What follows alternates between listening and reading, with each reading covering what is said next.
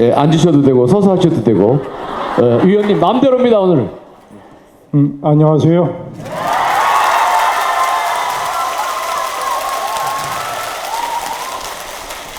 잘 들리나요, 뒤에? 네! 멋져요!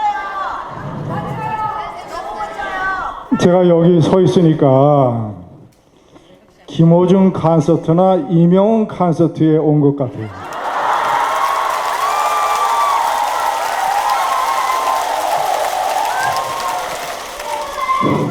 사실 이런 판은 강연을 할 게 아니라 노래를 불러야 돼요.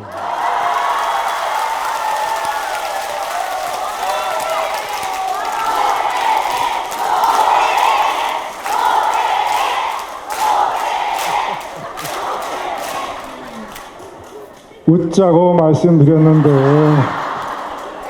죽자고 하시면 어떡합니까?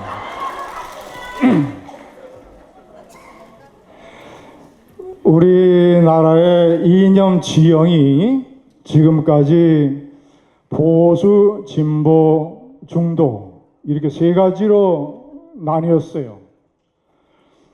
그런데 윤석열 비상계엄을 계기로 네 개로 이제는 바꿔야 됩니다. 맨 왼쪽에 이 극우, 꼴보,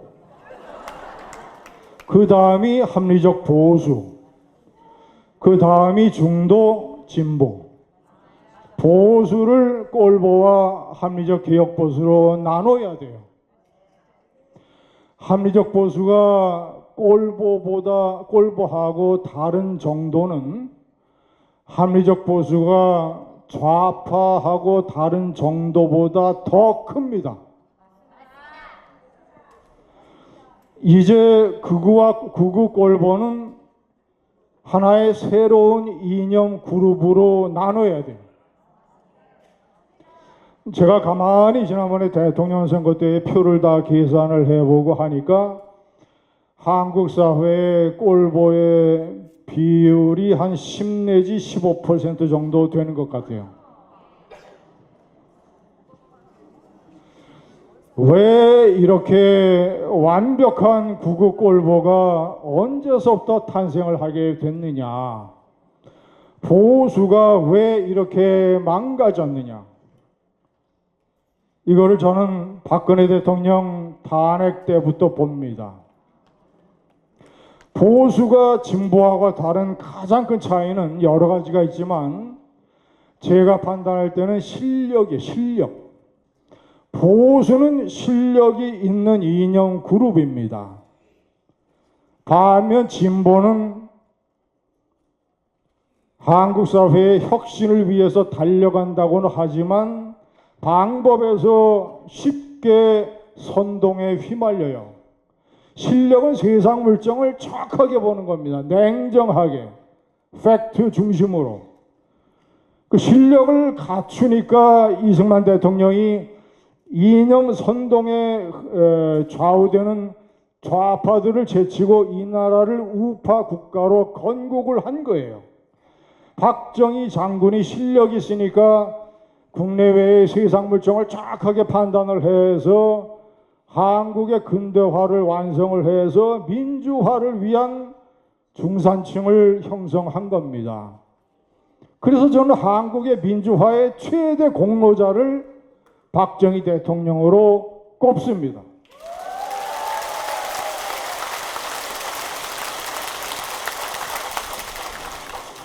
보수의 가장 큰 특장은 실력입니다. 실력. 이명박 대통령이 나중에는 감옥을 갔지만 실력이 있기 때문에 전 세계 금융위기를 세계에서 가장 선도적 모범적으로 극복을 해냈어요. 그런데 박근혜 대통령이 탄핵이 되면서 보수가 이 가장 큰 실력이라고 하는 특장을 잃어버리게 됩니다. 왜냐? 너무 탄핵이라고 하는 것이 트라우마가 심했기 때문에 정신적인 충격을 너무 깊게 받은 거예요. 그래서 충격에 따른 그 다음서부터 이상병 증상이 발현되기 시작합니다. 그걸 저는 이제 충격망상증이라고 불러요. 보수가 그때서부터 충격망상증에 사로잡힌 구구꼴보와 거기서 벗어나려고 애를 쓰는 합리적 개혁보수와 거기서부터 갈리게 됩니다. 충격망상증 2017년에 박근혜 대통령이 탄핵을 당하고 그 이듬해 2018년서부터 충격망상증의 첫 번째 증상이 나타납니다. 그것이 5.18 광주에 북한군이 침투를 해서 기획한 것이라는 첫 번째 망상증이에요. 두 번째, 2020년 박근혜 대통령 탄핵에 이어서 2020년 총선 때 참패를 하게 되니까 두 번째 충격에 의한 망상 증상이 나타납니다. 그게 바로 부정선거 음모론이에요. 황교안 대표가 자신이 공천을 잘못을 해서 총선을 망쳐놓고 부정선거 때문에 망쳤다고 지금도 부정선거 음모론의 약장수 대열의 맨 앞에 서 있습니다. 대통령 권한대행을 했다는 사람이 대한민국에서 국가보안법 최고 권위자라는 법과 사실에 정통해야 되는 사람이 부정선거 음모론의 앞잡이가 되어 있습니다. 계엄을 일으킨 이유가 부정선거 때문은 아니지만 실제로는 다른 이유 때문이지만 윤석열 대통령이 부정선거 음모론을 계엄의 3대 이유 중에 하나로 내세우고 그 자신도 부정선거 약장수들에게 전부 속아서 그 자신도 부정선거 음모론자가 되어버린 것도 전부 다 두 번째 충격망상증 증상입니다. 한번 그림을 상상을 해보세요. 이 나라의 대통령이란 사람이 정무비서관 몇 사람 풀어서 냉정하게 조사해보라고 하면 부정선거가 가능성이 1도 없다는 것을 정확하게 알 수가 있는데 저녁 때 자기 친한 의원들하고 관저에서 신나게 술 마시고 다시 관저에 자기 방에 들어가서 구석에서 약장수 부정선거 음모론 유튜브를 보고 있는 장면을 한번 생각을 해보세요.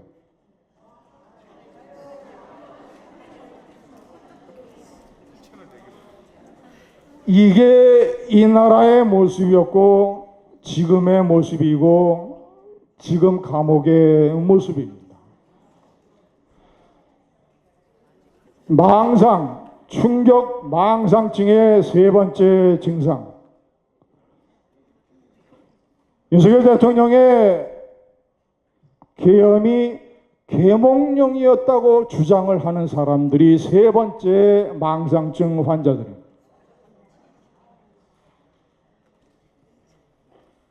네 번째 충격적 망상.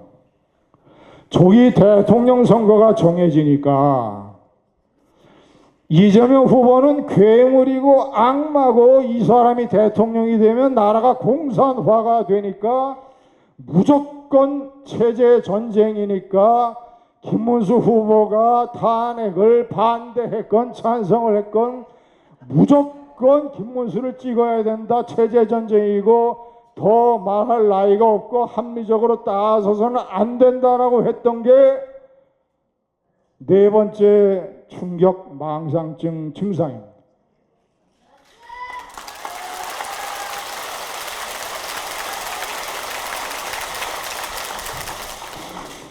지금 나라가 공산화가 됐습니까? 저는 이재명 대통령에 대한 일관된 냉혹한 비판자이지만 지켜보고 그가 과연 언행일치를 할 것인가를 감시하고 있지만 적어도 나라가 공산화되고 그가 악마고 그가 괴물이라고 하는 것은 보수가 일반 국민들에게 창피한 망상증 논리였던 것입니다.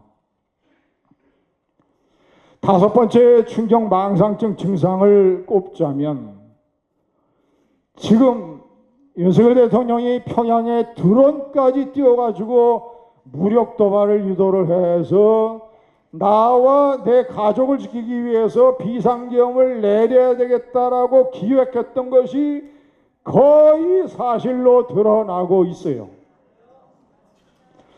그런 윤석열 대통령의 본질을 알았기 때문에 비상계엄을 한 다음에 하루라도 이 사람이 대통령직에 있으면 무슨 일을 할지 모른다. 평양 드론 사건을 보면 그것이 그런 우려가 사실이었다라는 게 100% 증명이 됩니다. 그래서 이런 비상계엄을 저지른 비정상적인 정신상태의 대통령을 하루라도 대통령직에 있게 해서는 안 된다고 주장을 했던 사람을 이걸 배신론자로 모는 게 다섯 번째 충격망상증 증상입니다.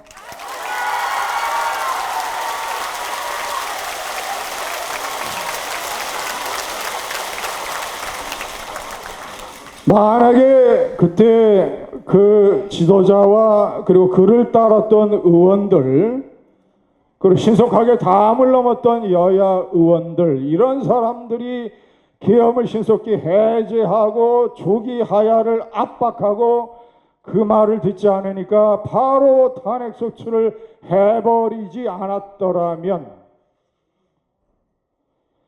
북한의 무력 도발 때 천안함 때 46명이 죽었습니다.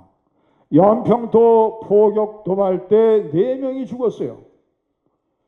만약에 북한이 장사정포로 도발을 했다면 수십 명, 수백 명이 죽었을지 모릅니다. 그래서 그때 나라를 구한 지도자와 그 그룹을 배신자로 몰고 가서 대선 후보 경선 사기 때 이 사람은 무조건 당선시켜서는 안 된다고 해서 희대의 한덕수 노역 경선 사기를 벌인 것.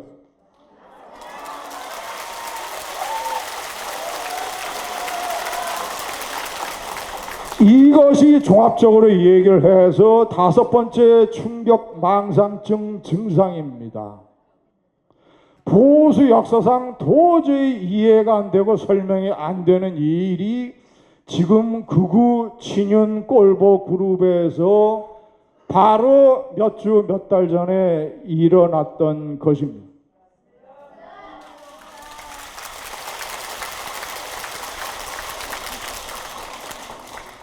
보수가 이렇게 망가져서 이제는 다섯 번째 충격망상증 증상까지 벌어지고 또 어떤 여섯 번째, 일곱 번째가 나타날지 모르겠어요. 화불단행이란 말이 있습니다. 화는 절대 혼자 오지 않는다. 두 번째, 세 번째, 네 번째 화를 손잡고 온다는 말이 있어요. 돌이켜보면 그래도 보수가 정권을 넘겨주지 않고 대통령 자리를 고수할 수 있었던 황금 같은 기회들이 있었습니다. 중간중간마다 제가 큰 것만 서너 개를 말씀을 드리면 모든 재앙의 시초가 됐던 강서구청장 선거 17% 패망, 그 신호를 받아들이고 국민의힘의 합리적 개혁 보수 세력들이 정풍운동이라도 일으켜서 친윤계를 압박하고 윤석열 대통령을 변화시키려고 하는 노력을 왜 못했는가? 총선 비대위원장, 당대표, 총선 패배의 교훈이 있는데 위험한 대통령을 억제하고 고치려고 했던 지도자를 왜 코너에 물고 낙마시켰는가?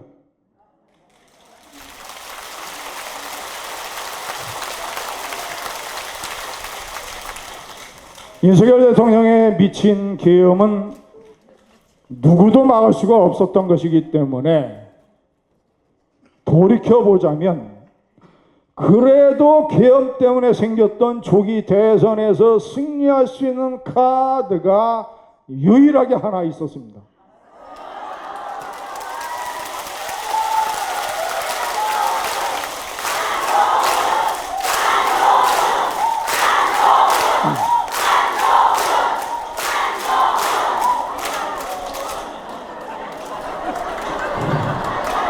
한동훈 콘서트가 아니라 김어중 이명훈 콘서트라고 제가 말씀드렸는데 4월 4일 윤석열 대통령이 파면당하고 며칠 후에 김문수 후보가 출마 선언을 하게 됩니다. 출마 선언 이틀 전에 제가 김문수 후보에게 얘기를 했어요. 제가 그가 초선의원일 때부터 제가 중앙일보 정치부 기자를 할 때부터 알고 지내고 밥도 많이 먹고 대화를 많이 했던 사람이기 때문에 제가 평생 정치인에게 그런 어드바이스를 한 것은 처음이었어요. 보수를 살릴 수 있고 정권을 지킬 수 있는 유일한 길이 있다. 탄핵 반대 후보가 대통령 선거 후보가 되면 절대 안 된다. 100% 필패다. 김문수 후보 당시는 가장 거세게 탄핵을 반대했던 후보다. 그러니 여론조사에서 1등 나온다고 자만하지 마시라. 여론조사는 한때의 거품이요 한때의 꽃이요 스쳐가는 바람이다.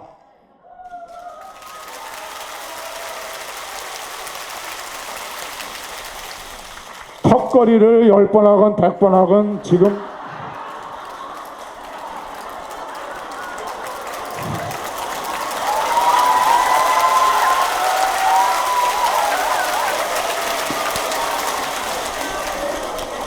김 장관께서는 74세다.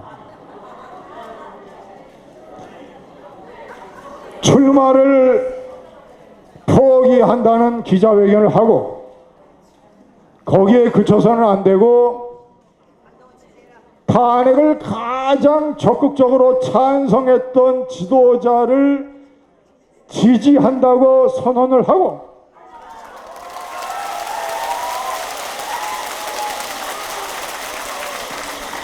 거기서 그쳐서도 안 되고 몸을 구구골보 쪽으로 돌려서 그 탄핵을 찬성했던 지도자에게 씌우는 배신자 프레임을 당신이 걷어내라.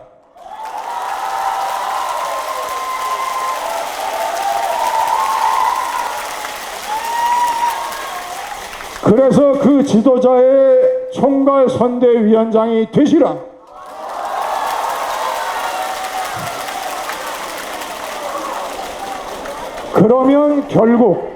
그러면 결국 그 지도자의 바람이 태풍이 되고 배신자 프레임만 벗어나게 되면 지금은 100m 경기에서 30m 앞에서 이재명 후보가 출발을 하지만 김문수 당신이 그 지도자를 적극적으로 밀어주면 그 지도자가 우샤인 볼트가 돼서 결국은 역전할 것이다.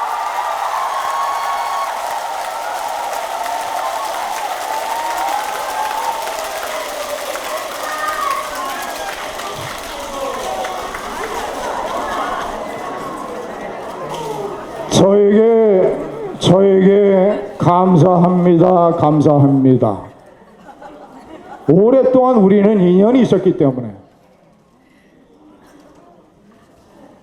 그러나 결국 인간의 마음이라고 하는 것은 제가 이번에 느낄 때는 바깥 사람들은 전혀 정체를 알 수 없는 물감 몇 개를 섞어서 이렇게 흐트러 놓은 것과 똑같아요. 10길 물속 알아도 사람 마음 모릅니다. 결국은 김문수 후보가 결국은 자기 인생에 자기의 한 대통령 출마 놀이 한번 못 해봤기 때문에 결국은 저는 노쇠한 노욕을 보였다고 생각을 합니다.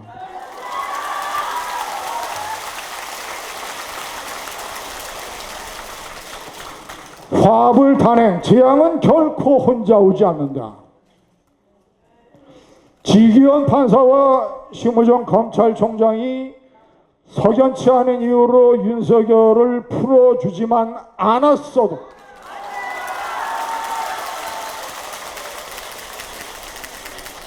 이승일 대통령이 이기고 돌아왔다라고 하고 온갖 이상한 짓을 하면서 결국에는 부정선거 영화도 보고 결국에는 아크로비스타 지하상가에서 아주 비싼 밥을 먹으면서 자기의 부당한 명령에 희생된 사령관들은 깜빵에서 콩밥을 먹고 있는데 그 호사스러운 사진을 전 세계에 공개하니까 어떤 미친 유권자가 대통령 선거 때 국민의힘에 표를 주겠습니까?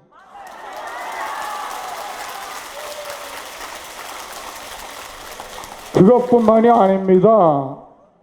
한덕수 경선 사기 공작의 주역 권성동, 윤석열의 오른팔, 저는 틀림없이 무슨 커넥션이 있을 거라고 생각을 합니다.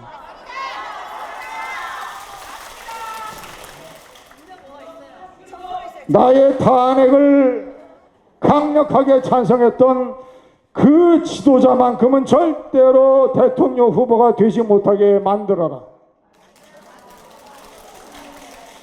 이런 커넥션과 공작의 무대에서 한덕수 어나더 노역의 기가 막힌 경선 사기극이 벌어졌습니다. 자, 이제 마지막으로 이렇게 다 부서지고 네 개로 이념정이 갈릴 대로 갈린 이 보수를 우리는 어떻게 고칠 것인가?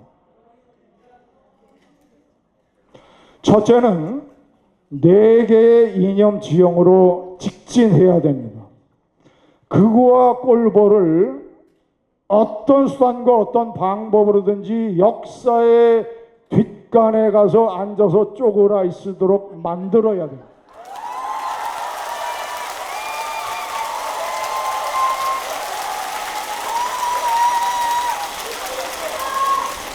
대단히 현실적으로 기술적으로 어렵습니다.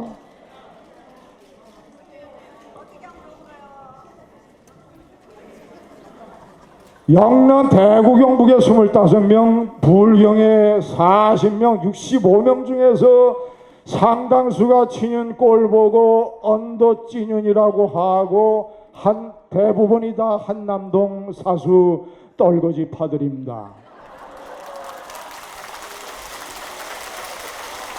대통령 선거 패배 이후에 이들이 뒷전으로 물러나야 되는데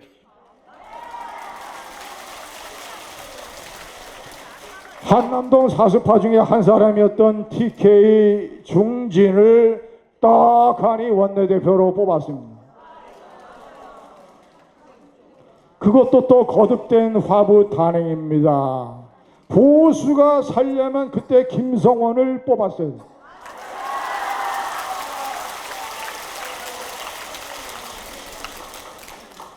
비대위원장의 TK 중진, 사무총장의 윤석열 대통령이 부인상 상가의 지방에서 직접 조문을 했던 최측근 검찰 후배, 친윤계, 정책위장의 한남동의 나경원 의원과 비슷하게 모습을 보였던 경북의 그 의원,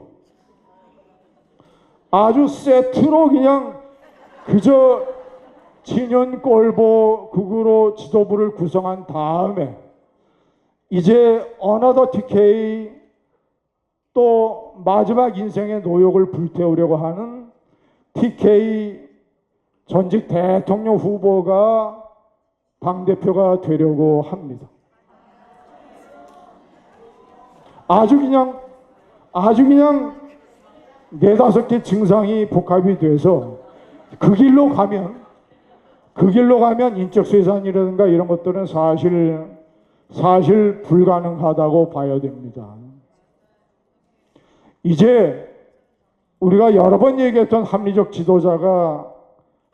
보수의 지도자가 어떤 거취를 정할지 모르지만 그가 나오든 아니면 그의 대리인, 출마 선언을 했던 그의 대리인 탄핵에 적극적으로 찬성했던 사람을 지도부로 뽑아야 그나마 이제 보수가 살아날 길이 생길 것입니다.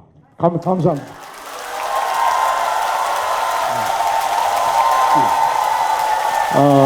여러분